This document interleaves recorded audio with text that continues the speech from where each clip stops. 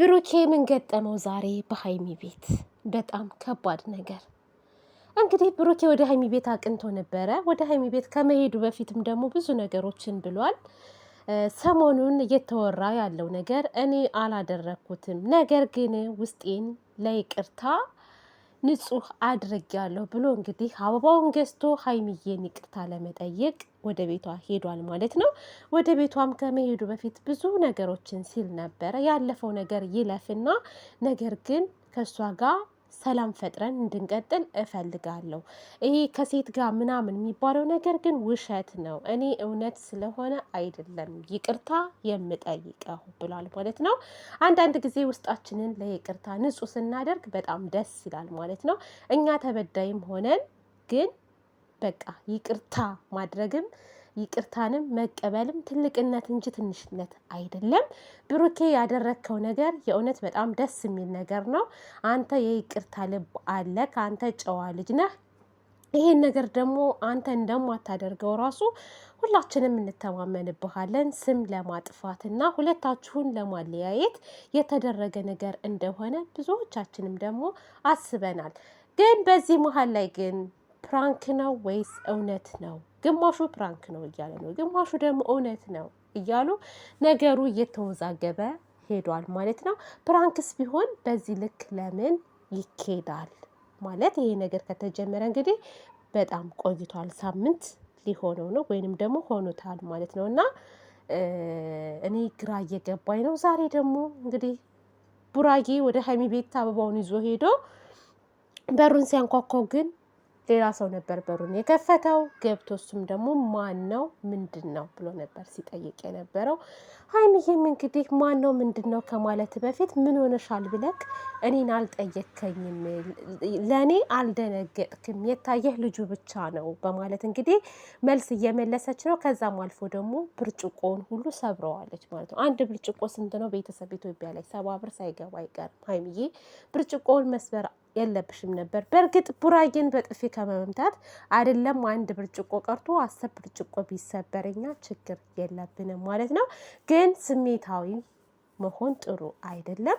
ሁለተኛ ደግሞ ማለት ነው እንግዲህ አሞሻል መሰለኝ፣ ፈጣሪ ማርሽ ሀይሚዬ፣ የኔ ቆንጆ አይዞሽ፣ ተረጋጊ። አንዳንድ ጊዜ መጨነቅም መናደድም ትርፉ ምንድን ነው? መጨረሻ ላይ በሽታ ነው። እና አትናደጂ፣ አትጨናነቂ፣ ጀስት ፈታ በይ። ነገሮቹ ደግሞ እንዲፈቱ ግልጽ አድርገሽ መናገር ነው የኔ ውድ ማለት ነው። ልጁን ከመናገር በፊት እኔ ምን እንደሆንኩ አልተሰማም፣ ለእኔ አላዘንክልኝም ምናምን እያልሹ ነበረና ቡራ በምን ያውቃል? መታመምሽን እኮ አያውቅም። ቀጥታ መጠየቅ ያለበት ማን ነው? አንቺም የምጠይቂው ነገር ስለሆነ ሴት አሁን ቡራ ጋር እንደዚህ ብታገኝ ማናት ምንድናት ነበር የምትይው። ከዚህ በፊትም ደግሞ ስትይ ነበረ ማለት ነው። እና የቡራ ጥያቄ ምንም ጥፋት የለበትም። ማን ነው አለሽ። በቃ አንቺ ምን ያላቀውም አለሽ። እንግዲህ አሞሽ ወደ ሆስፒታል እየሄድሽውን ማድሬ መንገድ ላይ እንግዲህ አንስቶ መሰለኝ ቤት ድረስ የመጣው ማለት ነው። እና ከዛም ብሶ ደግሞ ቡራን ለመደባደብ ራሱ እጁን መዘርጋቱ ራሱ ጥፋት ነው። ምን አገባው እሱ? ምንሽ እንደሆነ ያውቃል። መጠየቅ የለበትም። ልጁ ራሱ የሆነ ጤባር አደረገው እኮ። ጭራሽ ሊደባደብ አንገቱን ይይዘዋል።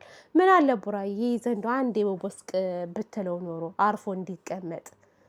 አሀ ጉድ እኮ ነው።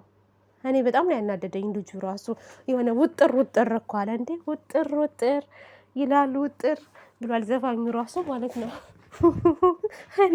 ሆይ የቤቱ አለቃ ነኝ አላለም እንደ የቤቱ አለቃ ነኝ እኔ በቃ አባወራ ነኝ አለ እኮ ልጁ ራሱ። እንዴ ቡራ ምንም እኮ ያደረገው ነገር የለም። በነገራችን ላይ እኔ ማለት መረጋጋት ነበረበት።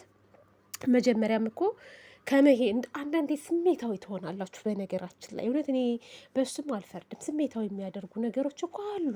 አሁን ከመሄዱ በፊት ወደ ሀይሚ ቤት ስሜታዊ ሆኜ ብዙ ነገር ተናግሬያታለሁ፣ መረጋጋት ነበረብኝ፣ ለዛ ነው ይቅርታ የምጠይቃት እያለ ነበርና አሁን ደግሞ ሲገባ ልጁን ሲያየው በጣም ሞር ስሜታዊ ሆነና ማን ነው ምንድን ነው? እንደውም አልተናገረም እኮ አልተናገረም። እኔ በቡራዬም አልፈርድም። ሀይሚዬ ደግሞ መታመምሽን አያውቅም እሱ።